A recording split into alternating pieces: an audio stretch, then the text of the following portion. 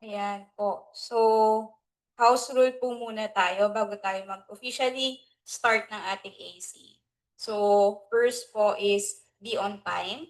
So, join the meeting at least 5 minutes early to give time for you to test your audio, your video, and internet connection. Sunod po, mute when not speaking. So, mute your microphone to reduce background noise po and use the raise hand feature to chat, to speak po. Okay, then next, turn on your camera. So, keep your camera on unless you have connectivity issues po para ma-feel din po namin na engage po kayo or focus kayo dun sa ating presentation. Next, use the chat respectfully. So, use the chat box po for relevant questions, comments, or sharing of resources. And respect na rin po sa ating presenter or speaker to keep po na related yung ating pinag-uusapan dun sa chat. Then next, be present and engage. So stay engaged, avoid multitasking po. So like checking unrelated emails or using your phone, iwasan po natin yan. Then respect everyone's time. And then lastly is yung atin po confidentiality po. Yan. TL?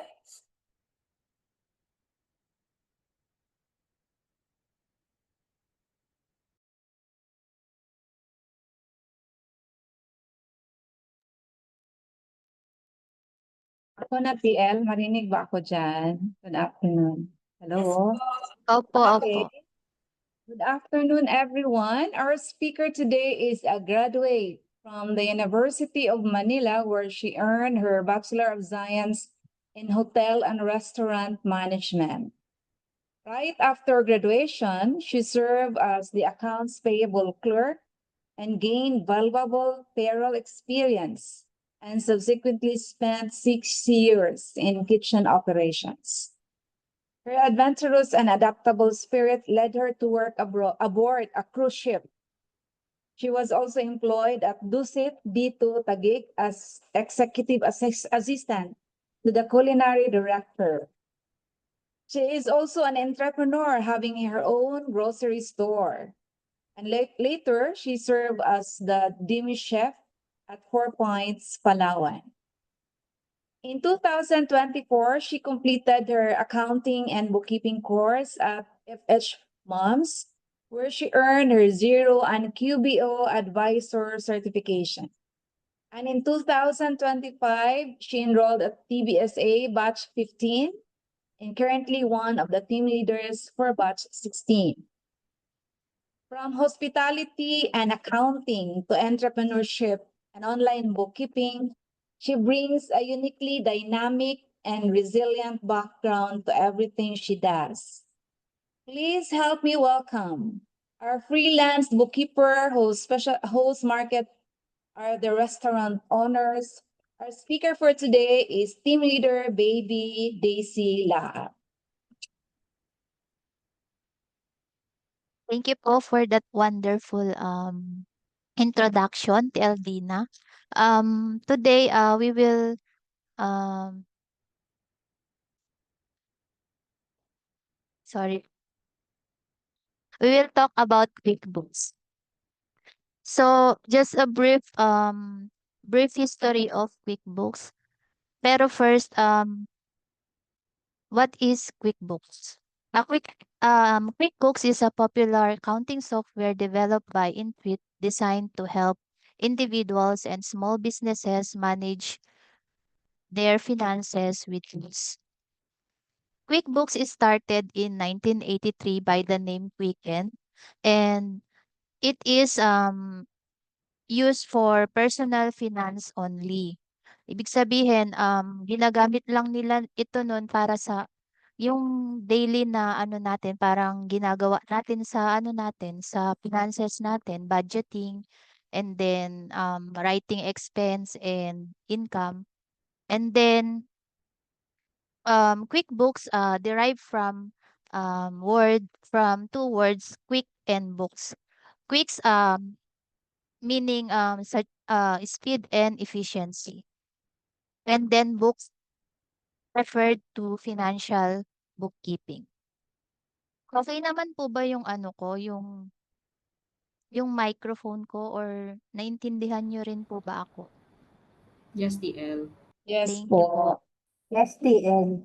Malinaw naman, TL. QuickBooks is started in 1983. And then in 1992, they launched the QuickBooks in DOS application. And then in 2013, they rebuilt the QuickBooks Online, support third-party apps and customization. In 2014, it had become the most subscribed online account platform. So QuickBooks has 5 basic functions. First is the vendor. This is to manage our accounts payables and bill management.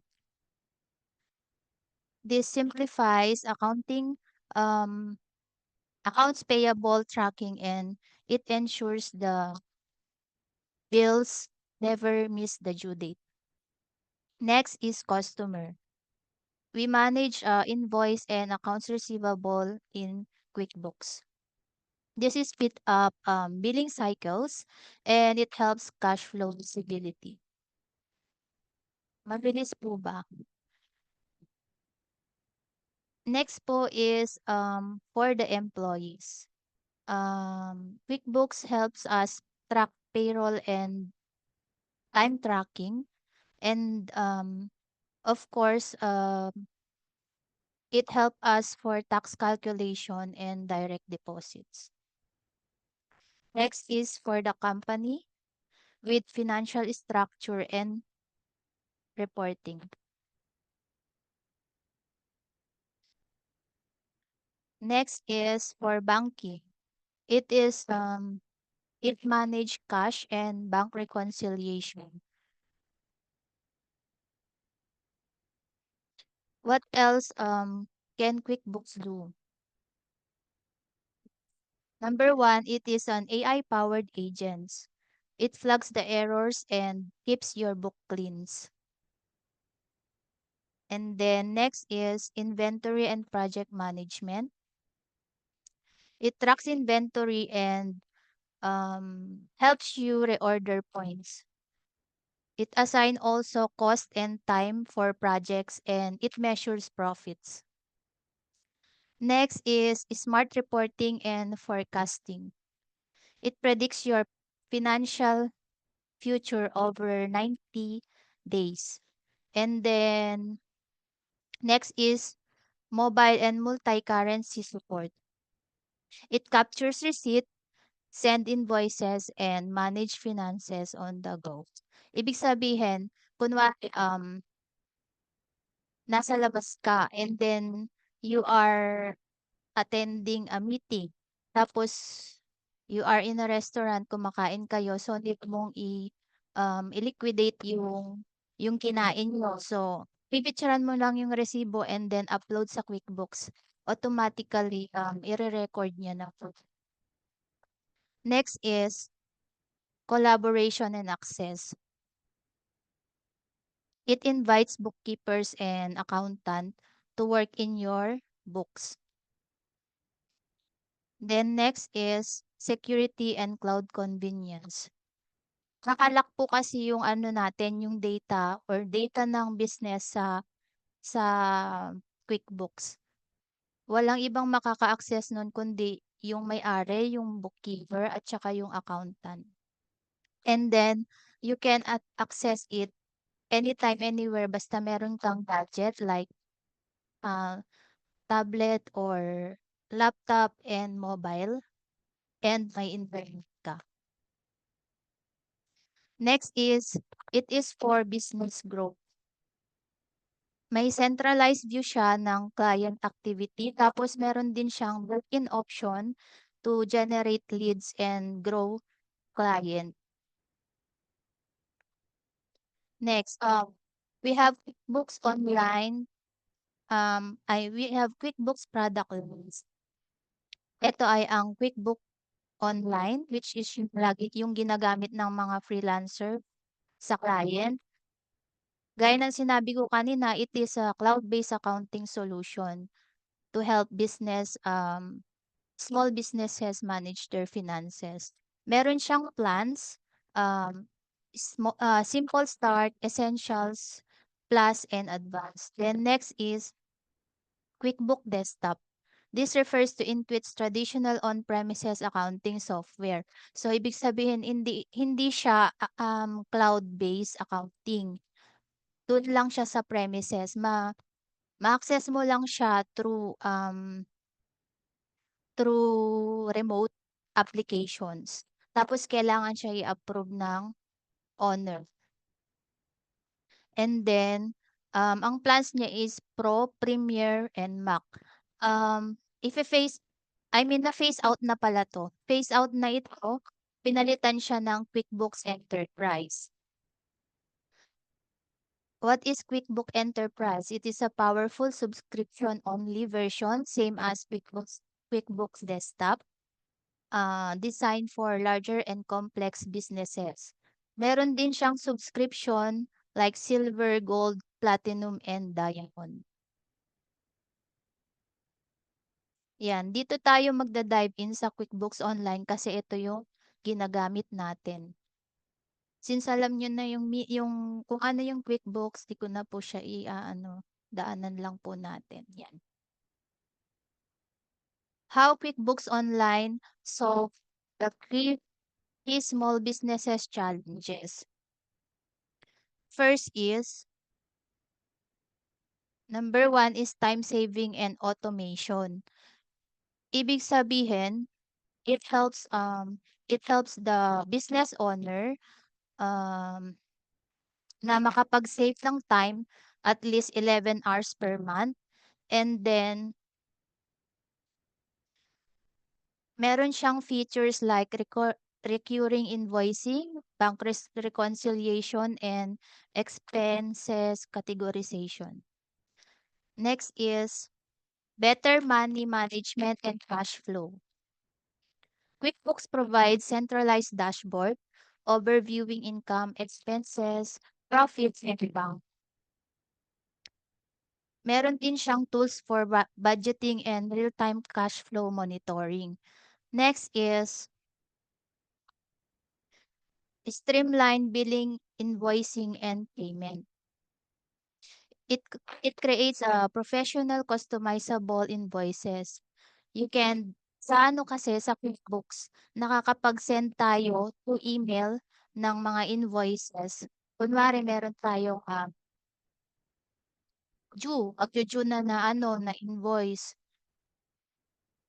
Pwede natin siyang i-send via email para yung sinisingil mo, magbayad siya on time. And then, QuickBooks also provide yung easy paying app like pwede kang mag-link gaya ng PayPal at saka iba pang payment options.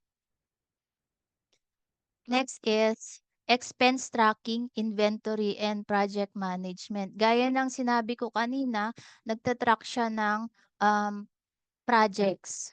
At saka it also tracks inventory and track expense. Inventory, para malaman mo kung ilan pa yung natitira mong product at malaman mo rin kung ilan pa yung kailangan mong order. Next is scalability, integrations, and collaborations. Sorry po kinakabahan kasi ako nakikinig ako.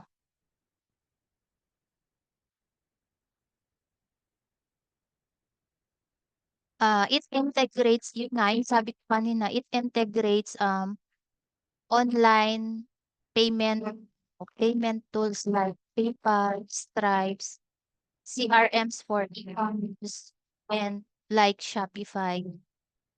Then next is financial security and support.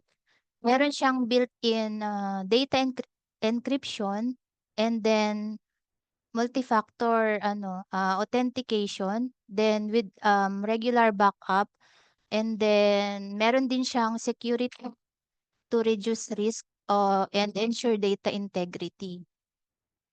Next is yan, cutting edge updates. Kaka-update lang po ng AI-powered efficiency. Last July 2025. AI agents in QuickBooks that acts like virtual assistant. Kung makikita nyo may ano doon, may pagka nagbukas po kayo ng invoice, may lalabas po doon na parang nakalagay AI assistant. Ipapakita ko po, ma'am.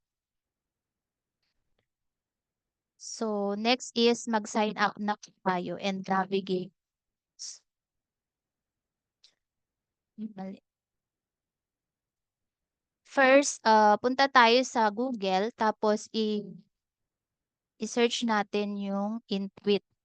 Then, pag nakita na natin, click lang natin yon Intuit, yung nakabilog sa baba. Sinend po ni TL Ria yung link sa um, message sa chat box. Then, ito po yung mga plans ng QuickBooks Online. Simple Start, Essentials, Plus, and Advanced. Yung Simple Start, ito yung ma-manage lang siya ng income, expense, and some reports like balance sheet at saka income statement. Ito namang essentials, meron siyang additional na features like manage bills and payments, track employee, and multi-currency. Ito rin ay with 3 access lang. Then sa Plus naman, pwedeng mag-access ang 5 employee, including accountant. Then, meron din siyang track inventory and then manage budget. Next is advance. Ito yung sa medium businesses na ito. Pwedeng mag-access dito ay 25 na employees. Next, mag-register tayo. I-click lang natin dito. Kung estudyante ka pa, click mo itong itong nakabilog na to. Simply register your university email. Kung may university email po kayo, 1 year po itong access. So pag wala naman, dito na tayo. Ang gagamitin po natin ay plus. Select plan. And then, next, i-click po natin yung switch to free trial para maging 0 po siya. So, pag nag-zero out na po siya, hindi mo na kailangang maglagay ng credit card na details. Just click continue. And then, ilagay mo yung email. Tips lang po sa paggawa, kunwari po, expired na po yung dati nyong account sa QuickBooks. Pwede nyo pa rin gamitin yung email nyo. Lagyan nyo lang ng, kunwari, yung ito sa akin. Ang main na email ko is nabinegbabydaisy@gmail.com. Nagamit ko na yon, so ginawa ko nabinegbabydaisy +4. Lagyan nyo lang po ng plus and then number @gmail.com. Doon pa rin po siya magsisend sa email nyo ng verification. So, pwede po kayong maggawa ulit ng free trial using this, yung may plus number na email. Then, your name, ilagay nyo yung name nyo and last name, then password, then eto number, and start your free trial. Next, ito yung pindutin nyo yung get started and then ito yung lalabas. Yung i-set up mo yung name of your business, then industry, and business structure, kung ano yung business structure mo. Your role, bookkeeper, owner, or accountant. And then number 5 is how many employees? Puwedeng isa, puwedeng dalawa gawin mo. And then next is personalize your invoice. Puwede mong i-personalize agad yung invoice mo, pero since bago pa lang tayo, puwede mo siyang skip muna. And then you can link also your bank account. After that, may lalabas ulit na get started. Pindutin niyo lang po 'yun. Then, ayan po, eto po yung lalabas. So, stop share lang po ako para maipakita ko po yung ano, ng live yung QuickBooks natin. So far po, may mga tanong po kayo?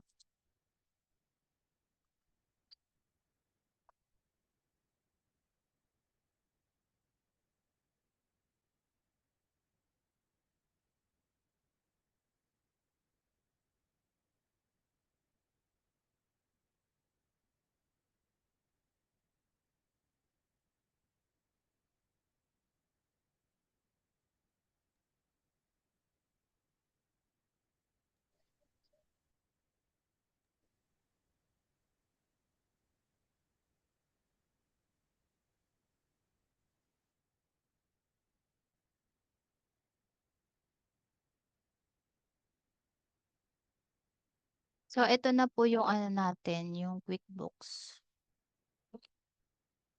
Ba 'to tatanggalin dito?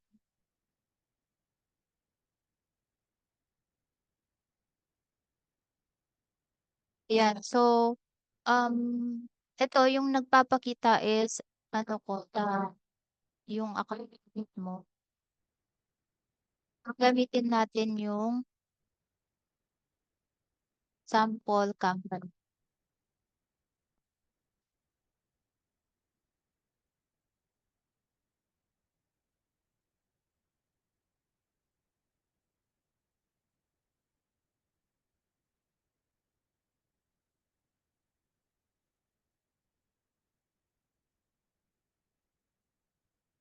So, ang name po ng business, ng sample company is Craig's Design and Landscaping Service. Ano siya, ang ino-offer niya is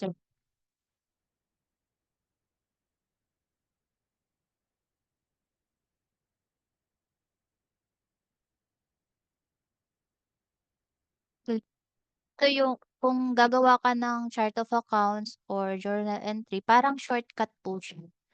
'Yan, tapos kung magre-classify ka dito naman tools, puwede mo siyang puntahan dito, ports options, write invoices, ProConnect, and then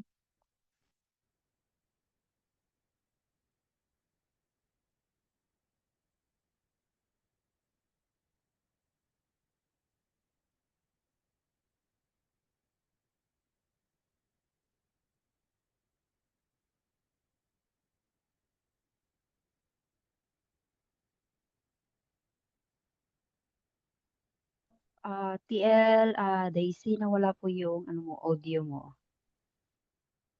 wait lang po.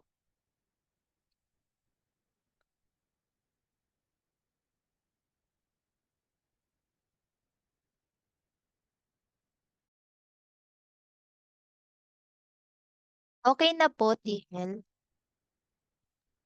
Yes po. Opo, thank you po. Pupunta kung gagawa ka ng invoices,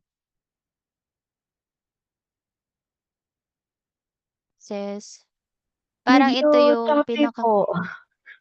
Nung na ano, okey na po. parang okey, okey na po. Pero kanina nawala-wala yung Ah, audio mo.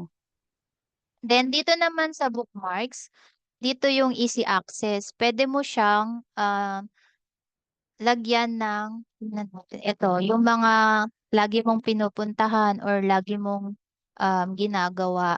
Like gagawa ka ng bills payment o kaya bills, chart of account, you can put there, ilagay mo siya sa bookmark para easy access mo siya, save mo lang siya, yan. Diyan na sila lahat. So, isang click mo lang nalilink ka na. Then, next is,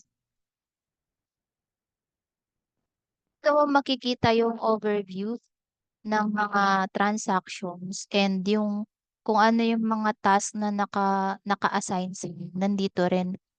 Then, ito yung shortcuts. Makikita mo rin dyan. Bank accounts na naka-integrate sa QuickBooks. And then, yan yung profit and loss report, expenses, cash flow, ano pa ba? Invoices and nakalagay din yung accounts receivable and accounts payable. Yung mga apps na integrate sa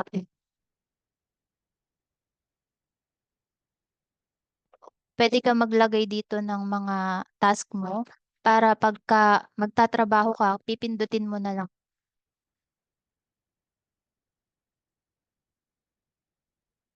back to bank transactions. Dito nakalagay yung mga naka-link na mga accounts mo at saka yung mga credit card. And then, app transactions. Yan, sa e-commerce, nililink nila yung Amazon, eBay, and Shopify. Then, sa receipts naman, dito makikita mo rin. Then, reconcile, rules. Dito, pagka kunwari may recurring transaction ka, pwede kang gumawa ng rule dito para hindi mo na siya gagawin sa susunod. I-click mo na lang siya or automatic naman siya pagka recurring transaction tas naka-rules na, automatic approve yun. Dito mo rin makikita yung chart of account. Magdadive tayo mamaya dyan. Ito yung sinasabi ko pong transact. Kung makita nyo po dito, ayan po, every month.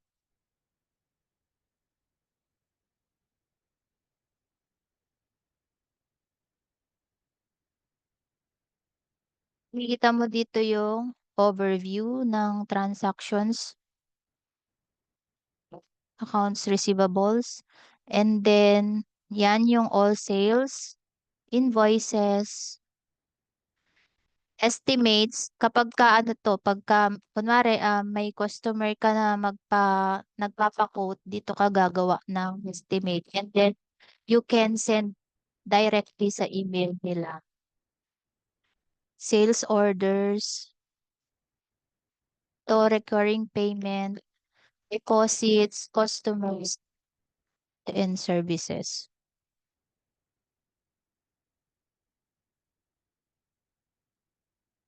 Expenses. And sa bills, yan, yung bills mo, makikita mo dyan. Ito po yung yung sinasabi ko kanina na parang AI assist. Yung anyone can autofill yan. Ito yun siya. And then, dito yung bills payment. Wala kasi akong access. So, at saka sample company to. Dito po yung dito po ina-activate yung paglilink ng payment mode, yung PayPal, Stripes, dito mo siya i-activate.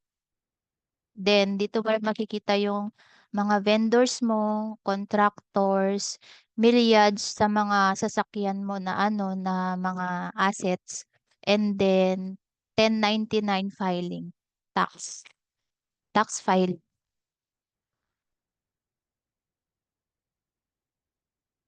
Dito po natin makikita yung mga customers natin.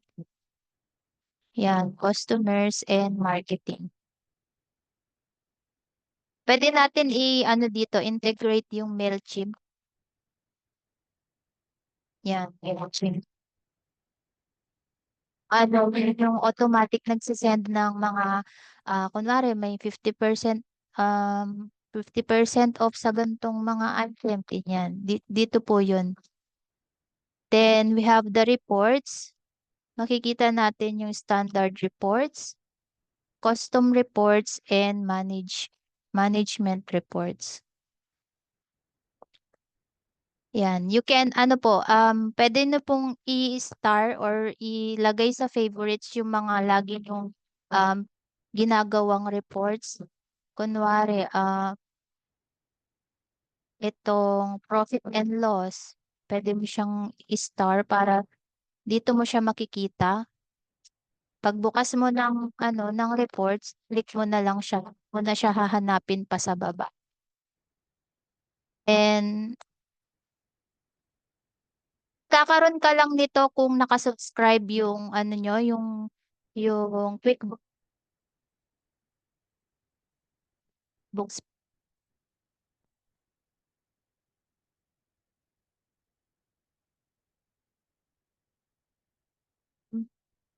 Nagtatrack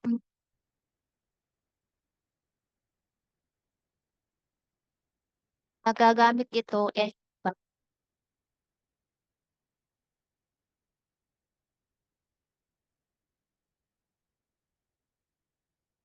can create budget dito.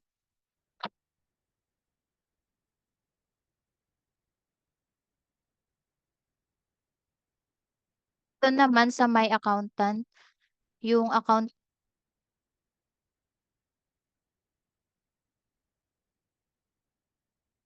ito, dito mo makikita kung ang client mo is nasa e-commerce, dito mo makikita yung eBay or kung anong platform ginagamit.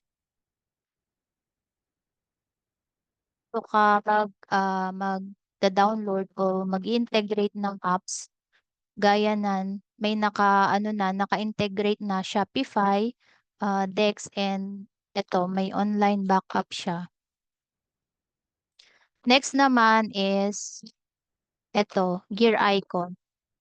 Dito ka magse-set up ng account and user. Tapos, dito ka rin, pwede ka rin mag-access dito pagka sa all list. Yan, kung gagawa ka ng chart of account or yan, ipindot mo lang, click mo lang yan. Then, ito na yung mga chart of accounts. Then, manage user.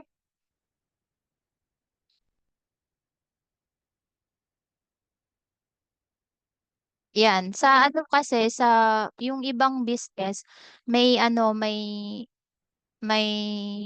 employee lang na ang na-access lang niya is accounts payable and accounts receivable, ganyan. Then, sa accountant, yung mga reports, ganyan. So, dito yun siya, mina-manage.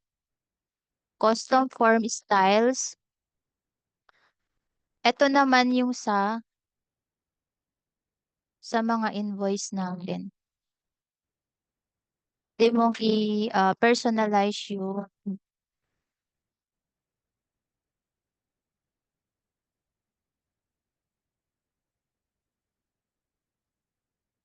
pumili dyan sa mga template.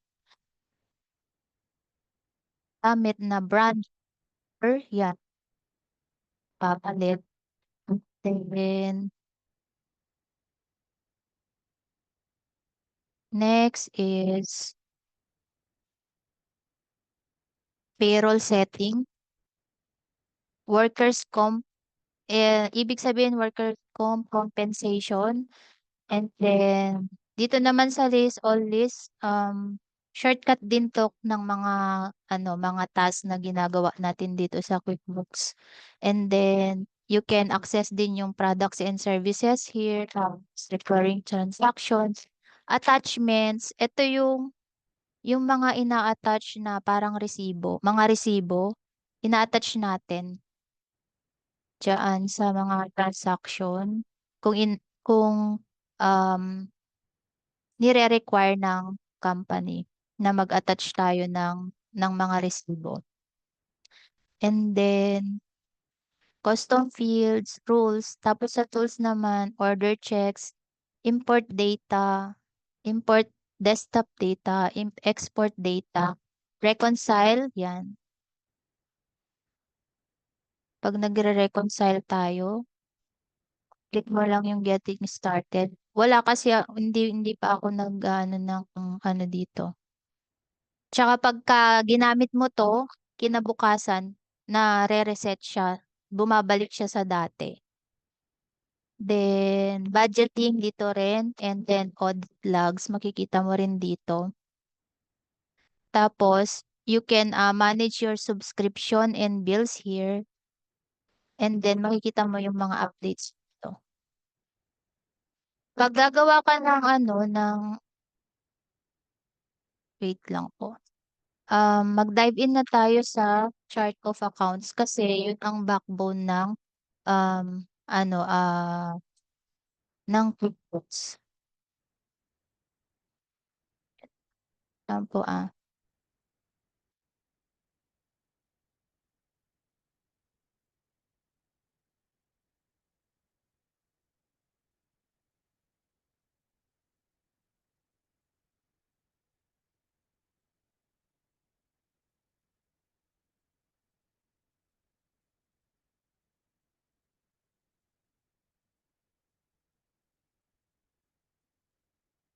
Yan, what is the most important thing to set up in QuickBooks?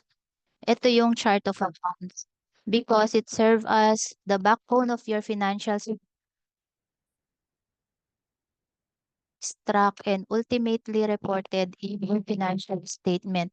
Kasi kung magulo yung natin, yung chart of account natin, magulo din yung mga report na ibibigay sa atin ni QuickBooks. Kasi si QuickBooks, nagre-rely siya doon sa nilagay mong chart of account. So ito yung mahalaga sa QuickBooks. Pinakamahalagang bagay na dapat mong ayusin ang pag-input.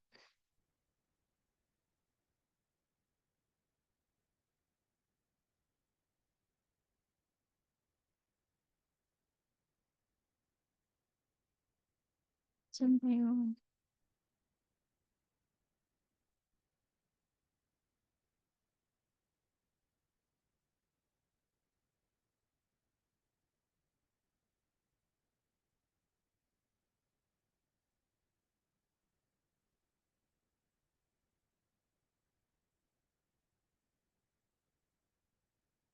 Yan, balik tayo sa QuickBooks. Pwede natin i-access yung chart of account dito sa accountant tools, number 1. Then number 2, dito sa transactions. Kikita natin dyan yung account. And then dito sa gear icon, chart of accounts. Yan. Tapos, itry natin magawa ng chart of accounts. Yan, we can create. Sige, maggawa tayo ng example. New account. Yan. Kunwari, gawa tayo ng inventory. In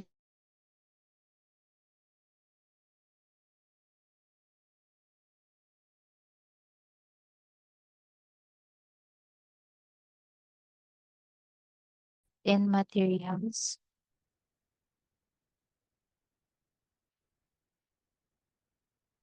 Then account type, other current assets.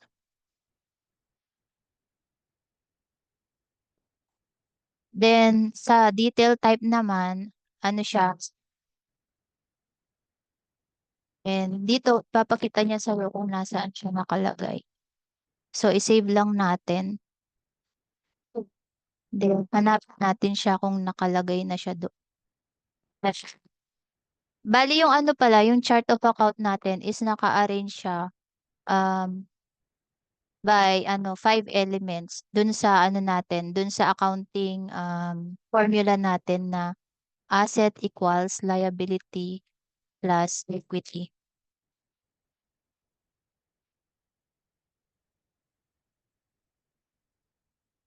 So yung mga kung nakikita nyo po yung assets ang nauuna. Then income, expenses, and Nandito yung equity. Ito, equity. Then, pwede rin tayo mag-import ng chart of account. Make sure lang na tama yung mga details na kailangan natin. So, nire-require ni QuickBooks is CSV file. So, dapat naka-CSV file tayo or pwede rin siya, ano yan, upload an Excel o, diba? Excel. Tapos, ngayon, pwede na rin mag-connect ng Google Sheet. Dati kasi wala. Ang meron lang dito is CSV at saka Excel. Try natin mag-import.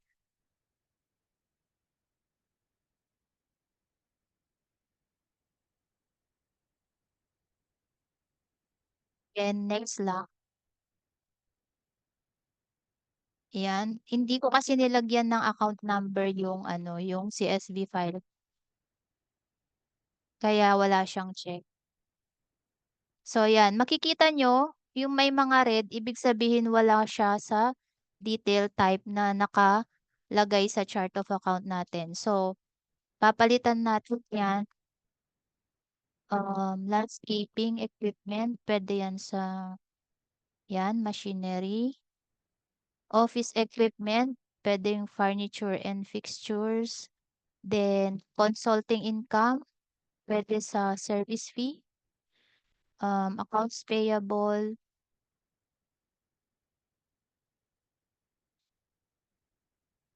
Other.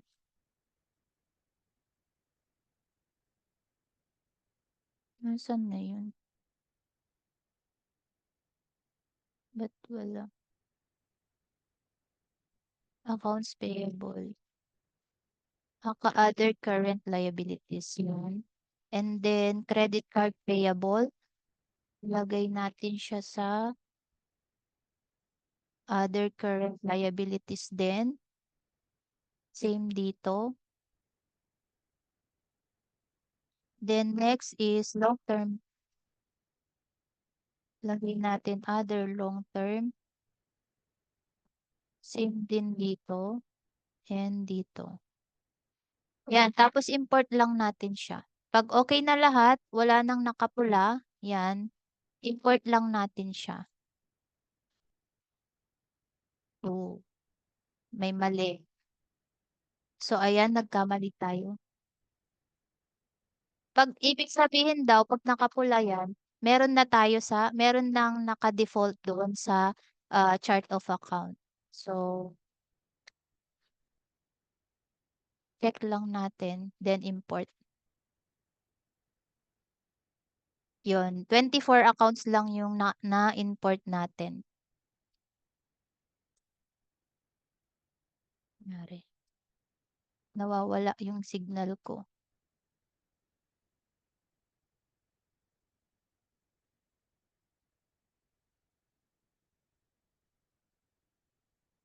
Yan. So, nandito na yung mga in-import natin. Gaya nito, Arizona. Ano pa ba yun?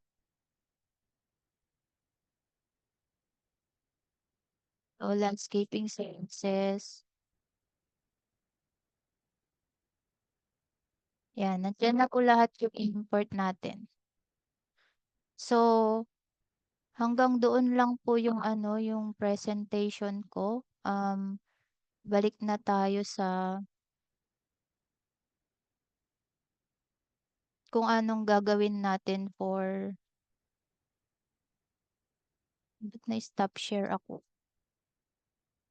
Yan. Yan. Next natin is breakout room.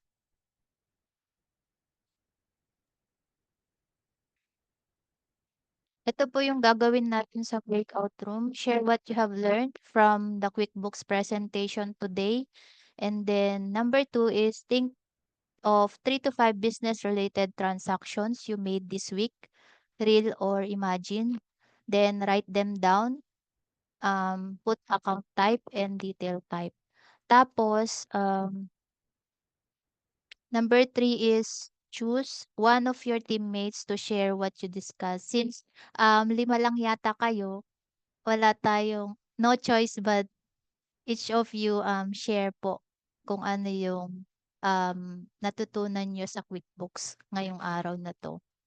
And kung ano yung transactions na ginawa nyo and yung account type. Yun po, share po natin pagbalik natin sa main room. Okay. Yes, Okay na po, TL. TL. Okay po. Sige po. May singit lang po ako sa Sige po. bali, may sesend po ako sa Discord natin yung student attendance answer form. Bali, from week 1 hanggang week 3, tapos mamaya na lang after nung yung pang week 4 na. Pakisagutan po ninyo with regards po dito sa ating sessions po. Yun lang po. Thank you. Thank you, TL Ria. Ayun. Create lang po ako saglit ng breakout room. Okay, so automatic siya. Automatically assigned. Wait lang po, double check ko muna kasi mukhang merong isang room na walang tea.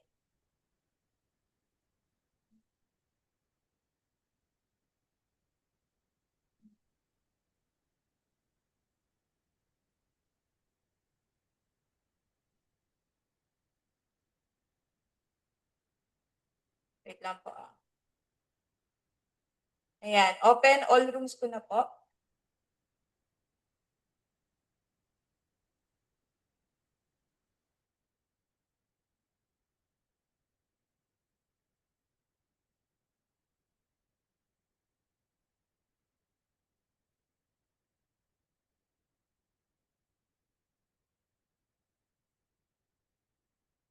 Ayun, join na po kayo.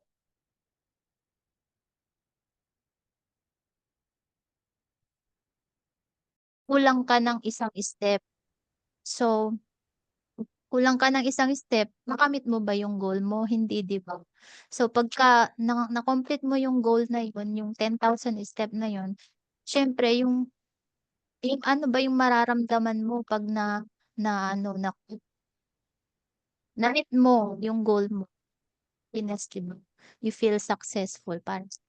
So, even if you don't feel like doing it, do it anyway. Lamang po. Thank you po. Ayan, thank you po, TLD. For announcement. Po ba sa announcement? Yun pa rin po, TL. Sabi Oo, ko, yun pa Yes. rin. yun Yung pa week rin. 5, Yun. Week 5. week 5 para sa Saturday. And Sa para Saturday. naman doon sa, Ay. actually, previous batches yun, yung mga nakikita nyo sa Facebook, na parang post masterclass. Ano po, doon po yun sa mga batch 115, pero pwede rin kayong mag-join. Yun nga lang, baka ma-overwhelm kayo kung sa tingin nyo hindi pa kayo doon. So, kanya-kanyang pacing tayo. Ayun po, picture muna tayo. Na-send ko na yung 1, 2, 3, habol ko na yung tong week na to. Sa answer sheet form Okay. sa GC. Yun lang. Okay, Thank you. picture muna tayo. So, 14 tayo. Open cam po, yung mga pwede po makapag-open cam for the picture taking.